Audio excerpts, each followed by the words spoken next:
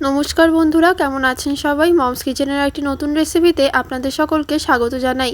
তো আজকে আমি তৈরি করব সাবুদানা দিয়ে লুচি।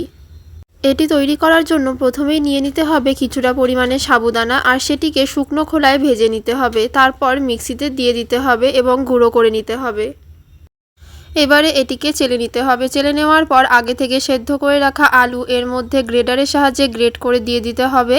তারপর এর মধ্যে দিয়ে দিতে হবে স্বাদ মতো নুন, পরিমাণ মতো জিরের গুঁড়ো, পরিমাণ মতো গোটা জিরে এবং কিছুটা পরিমাণে সাদা তেল। এবারে এই সবগুলো প্রথমে হাত দিয়ে ভালোভাবে মিশিয়ে নিতে হবে। তারপর অল্প অল্প করে জল ইউজ করে আমরা এখানে ভালোভাবে হাত দিয়ে মেখে নেব।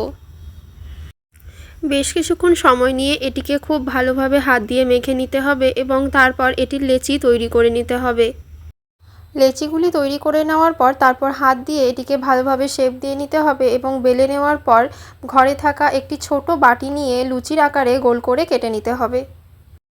তারপর সাইডের আটাগুলো সরিয়ে নিয়ে আবার সেগুলো দিয়ে লেচি তৈরি করে নিয়ে সেম প্রসেসে তৈরি করে নিতে হবে সবগুলি লুচি। এবারে একটি কড়াইতে তেল গরম করে নিলাম। সাদা তেলটি গরম করে নেওয়ার পর এর মধ্যে আমি এক এক করে লুচি দিয়ে দেব। প্রথমে হাই ফ্লেমে কিছুক্ষণ লুচিটি ভেজে নেওয়ার পর তারপর লো ফ্লেমে ভেজে নিতে হবে আস্তে আস্তে।